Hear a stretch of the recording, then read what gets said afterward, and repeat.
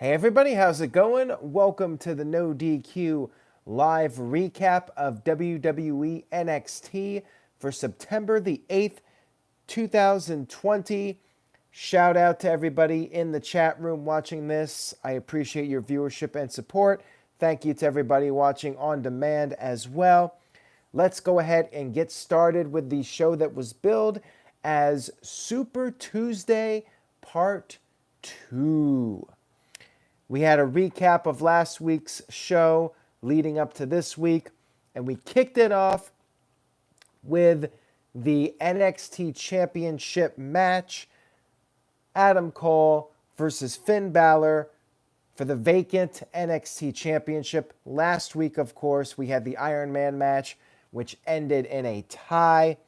We had Commissioner William Regal there in the ring with the championship. Match was pretty lengthy. I think it went 2 commercial breaks. There was a feeling out process at first, a test of strength. They went back and forth with some mat wrestling. Cole then hit a backstabber for the first near fall of the match, and then he got another one with a Shining Wizard. The two ended up on the outside of the ring, and Cole hit Balor with a super kick. Balor made a comeback in the ring, went to the top, hit the coup de grace. However, Cole kicked out. And the announcers, Wade Barrett, by the way, is back this week. Wade Barrett and Vic Joseph made a big deal out of how nobody has kicked out of the coup de grace. First time. I'll take their word for it, but who knows? Maybe somebody did kick out and we're just forgetting about it. Maybe somebody in the chat room knows. Where's Greg Cherry, our wrestling trivia champion? Maybe he would know. Adam Cole was able to come back and put on the figure 4. By the way, Finn Balor hurt his leg during the match, and he was selling after he hit the coup de grace. So basically he stalled for like a couple of seconds, and that was how Cole was able to kick out of it. Cole did put on a figure 4. Balor managed to get out of that inside cradle for a near fall. Cole then hit the last shot.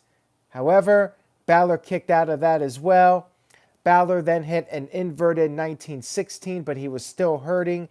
He went up to the top. However, he got caught, and both Balor and Cole were on the top, but Cole was unable to finish off Balor. Balor hoisted him up and hit the 1916 off the second rope all the way down, a super 1916 to pick up the victory and become the new NXT World Champion. Really good match between these two guys. I'm not sure if it was as good as the best takeover matches, but it was a darn good TV match between these guys for the championship. TJS with a $9.99 super chat, first one of the evening. Thank you, Tyler.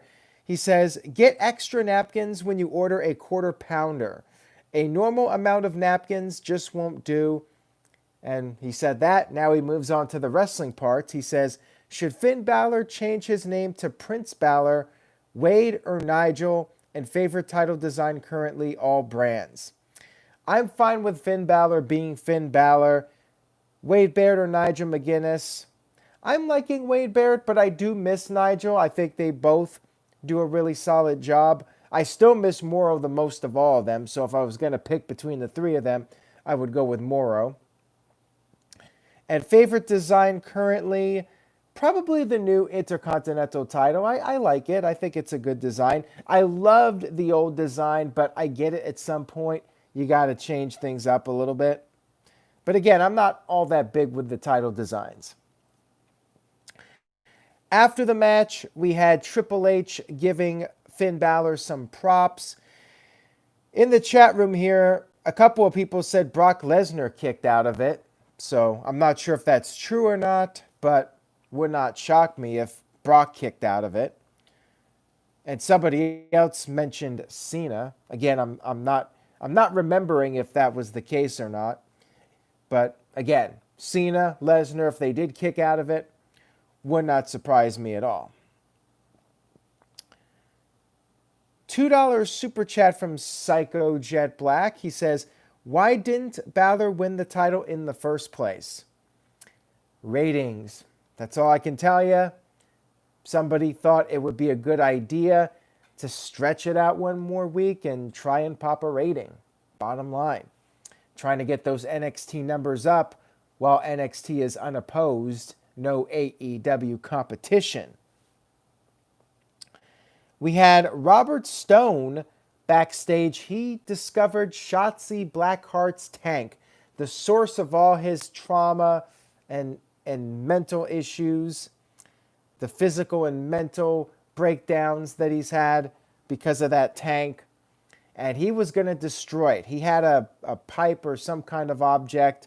However, Shotzi was right there. She popped up. She punched him in the face.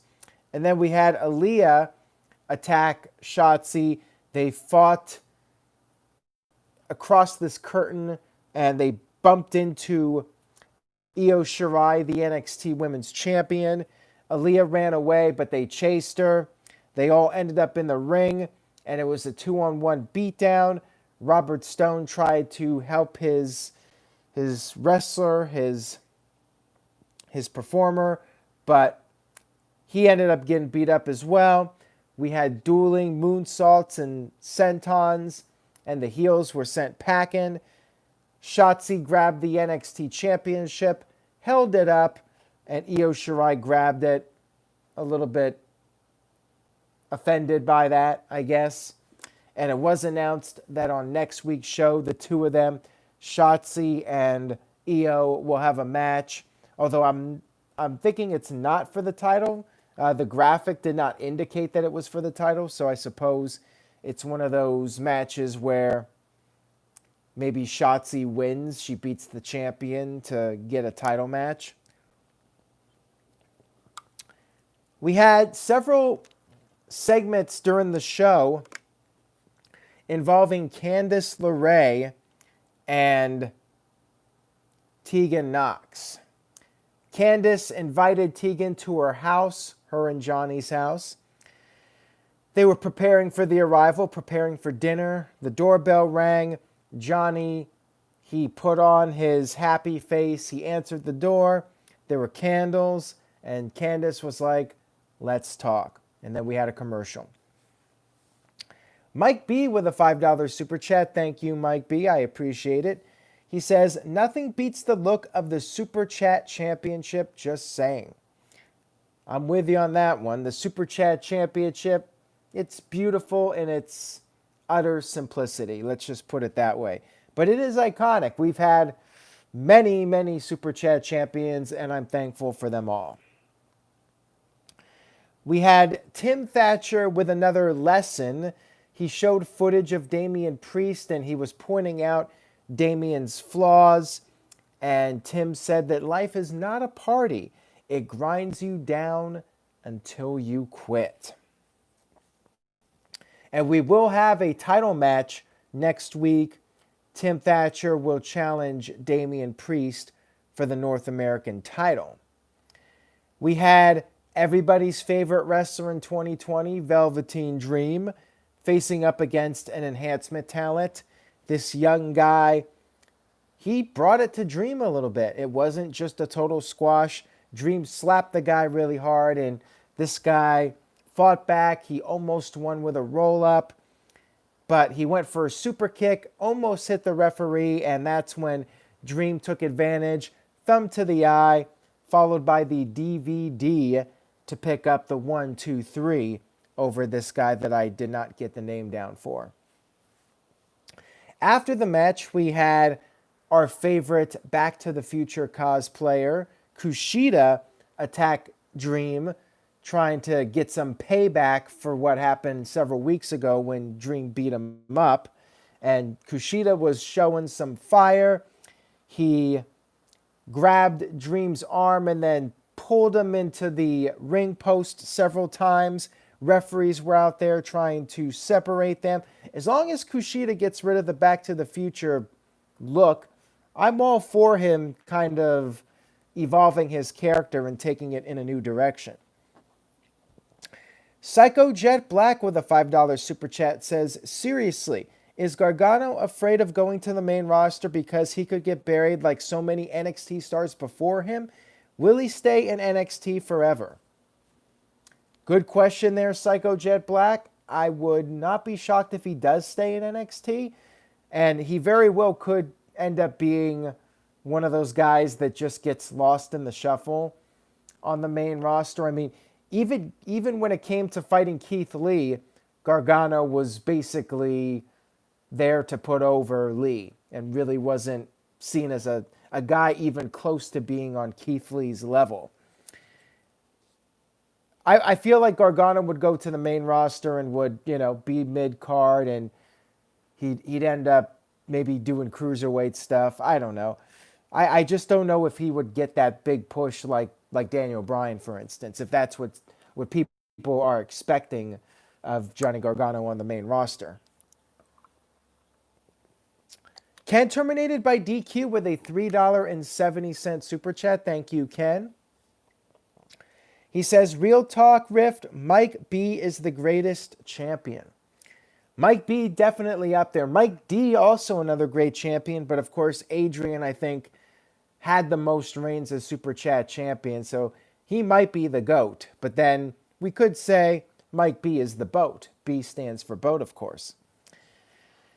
So we had Breezango in a little promo / video package hyping up their upcoming rematch with Imperium for the tag team titles. Imperium was also part of this video package and said, enjoy the titles while you can, yada, yada, yada. Next week, NXT Universe will see the shortest reign, all that good stuff. NXT back on Wednesday nights. We had another dinner segment. Candice LeRae had her dog up on the dinner table. They were eating. Johnny took his leave so the girls could chat. And basically, Candice wanted Tegan to own up to her mistakes. Candice said she doesn't understand the Gargano way. Then we had the man who is now known as the Colossal Bronson Reed versus Austin Theory. Austin Theory was bumping like Shawn Michaels circa 2005 at SummerSlam against Hulk Hogan. You had Bronson Reed doing this shoulder block off the apron, and Austin took these 2 backflip bumps selling the damn thing. It was like Shawn Michaels totally from that Hogan match, I'm telling you. Afterwards, after the commercial, Theory got control for a bit. He made a mistake, though. He tried to lift up Theory, but his back gave out on him. And then we had Reed go up to the top. He hit his frog splash. Everybody has a frog splash, it seems, whether it's Sasha or Dominic or Bronson Reed or Montez Ford. It's almost like the super kick as far as the most overused move in wrestling now. Everybody's got a frog splash.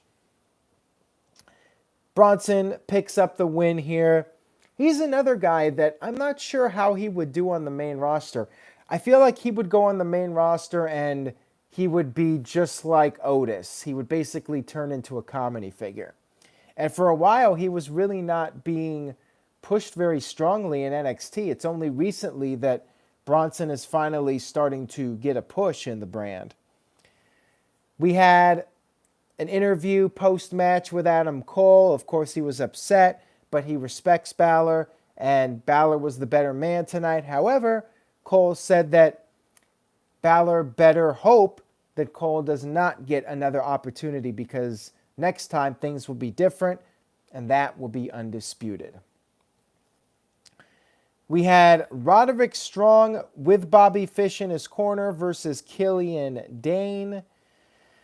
And basically, Fish was the difference maker. You had Strong using Fish as a decoy, and then later on, you had Fish get on the apron. And of course, dumb babyface Killian Dane gets distracted, and Strong comes in with the jumping knee to pick up the win. They continue to beat down Dane after the match. And then we had Drake Maverick make the save. Drake ran down and he got beat up. Dane managed to grab a pipe and he ran off the Undisputed Era. Dane looked at Drake, acted like he was going to hit him with the pipe, but dropped the pipe, started to walk off. Drake approached him. Drake wanted a handshake and got punched in the face instead. This storyline continues with this I guess, odd couple pairing of Killian Dane and Drake Maverick. Will we finally one day see them become friends and fight for the greater good? Not the Seth Rollins greater good. We had our third dinner segment with Candice and Tegan. They had a toast. As Candice put it, it was a toast to her, Candice, becoming the next women's champion because Tegan already had her chance. Tegan was not happy about this, so Candice responded by throwing food on her. Tegan responded by throwing water on Candice. Johnny showed up and said that Tegan's a horrible person, so she responded by dumping spaghetti, mom spaghetti, on poor Johnny Gargano. And then it got worse for the Garganos because Candice tossed something at Tegan. She ducked, and it hit the television. The Gargano family television is no more. It bit the dust. And then Tegan just ran away like a thief in the night, running away from the scene of the crime. This was pretty silly, in my opinion, this whole segment. It definitely came off like a main roster routine, not something you would typically see in NXT. The whole spaghetti thing, it felt very Vince McMahon promoted or motivated. I don't know what the terminology is, but it felt like something that Vince had influence on. We had our interview with Damien Priest, and he talked about Tim Thatcher being ugly. He's going to kick and punch Thatcher as much as he wants, and maybe he'll actually make an improvement because surely Tim's face cannot get any worse. Ha, ha, ha. And Priest said that there's no chance he's losing. No chance that he's losing next week in his first North American title defense. We had our main event of the evening, the Battle of the Badasses. Rhea Ripley versus Mercedes Martinez. Martinez, during her entrance, threw some weapons into the cage. And as she was doing this, Ripley attacked her from behind and started using the door of the steel cage to ram it into Martinez. We finally had the match get going. Martinez countered the Riptide and then power slammed Ripley onto the steel chair. Then they fought on the top rope and Ripley hit a superplex. Then you had Ripley grab a kendo stick. She was going to use it, but Robert Stone started climbing the cage. So, of course, if you're a WWE babyface, you start going after that distraction. You're very easily distracted by these guys that are just trying to help their person win the match by distraction. You had Martinez, of course, attack Ripley and hit a neck breaker off the top. However, there was a kick out. And then Martinez set up a table in the corner. Well, not actually in the corner, but by the corner. And you know what this means. When somebody sets up the table, they're usually the one that goes through it. And sure enough, they ended up on the top rope. And it was Rhea Ripley hitting a super Riptide off the top through the table. 1, 2, 3 to pin Martinez and be proclaimed the badass of NXT. And that was the end of the show. Very good opening match, very good closing match. So overall, pretty solid NXT. The Gargano Candice stuff was not the best segment of all time, but I guess it was something different. I'm sure Vince enjoyed food being dumped over somebody's head. And the stuff with Damien Priest, Timothy Thatcher, build up for next week. I mean, there was some build up for next week. All in all, pretty decent show. I'm going to give it a solid B. Good NXT. I would recommend checking out the NXT title match, of course, and the main event. Rest of the show, you could probably skip, and you would not be missing too much. Psycho Jet Black with the $2 super chat says, what are your thoughts on NXT possibly moving to Tuesdays? I say go for it. For me, I can actually do a live NXT recap on its own, AEW on Wednesday night, instead of doing NXT on Thursday night, or not even doing NXT, which is something I considered. I personally would like it, and I mean, it's clear both shows going head-to-head are hurting each other. It's not like the Monday Night War, where Raw and Nitro actually drew in new people. The Monday Night War brought in new eyeballs, and when Nitro... See, here's the story. When Nitro started in 95, there was concern within the wrestling industry that Nitro and Raw would just share Raw's audience. Raw was getting something like 3 million viewers at the time, 3 to 4 million viewers. And there was concern that they would just split the audience. But when Nitro started and then they went head to head, Raw dropped a very slight amount. And almost instantly, the wrestling audience doubled. And it continued to grow. With AEW and NXT, it's been a year now, and that has not happened. It has not resulted in growth from either show in terms of viewership. So yeah, I think NXT would be better on Tuesdays. And I think USA Network would be happy with the numbers. But of course, WWE, there's ego involved because moving to Tuesday is basically saying that AEW won the Wednesday Night War. And can Triple H and Vince really accept that? Now, let's see what you guys thought as far as letter grades go. D-Ross 2 with a B+, Mohammed with a C-, CC Drink with a B, Israel Diaz with a B+, Amanda with an A, Daniel with a C-, and Tyson with a B, and Mike B with an A-. TJS with a $2 super chat says, is Keith Lee the next Rikishi? Somebody call his mama. Thank you for that, TJS. And I got to tell you guys, TJS is really convinced Keith Lee is going to be a comedy act in a year.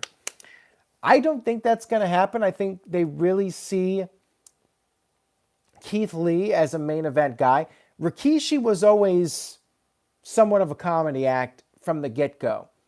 And he had been through numerous gimmicks. They never saw Rikishi and felt like this is going to be the guy. I think with Keith Lee, there are people that think Keith Lee can be the guy. And I don't think anybody ever really thought Otis was going to be the guy or Brodus Clay, even though Otis won Money in the Bank, which is ridiculous. Ken Terminated by DQ with a $5 super chat says, I think you are a Hogan Mark as Jeff Meacham. Would you rather watch the Gargano segment or eat Pasta Mania for every meal, brother? I'd probably watch the Gargano segment because I think the Hogan pasta would give me food poisoning. I mean, it doesn't even exist anymore. I think that restaurant shut down very quickly, probably for good reason.